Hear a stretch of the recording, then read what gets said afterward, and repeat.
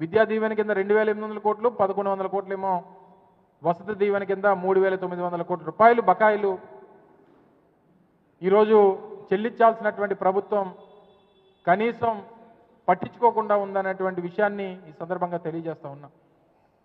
అందుకనే పిల్లల పక్షాన, పిల్లల తల్లిదండ్రుల పక్షాన రేపు 5వ తారీఖున రాష్ట్ర వ్యాప్తంగా కూడా ఈ ఫీజు పోరు కార్యక్రమాన్ని వైఎస్ఆర్ కాంగ్రెస్ పార్టీ పిలుపునిచ్చింది.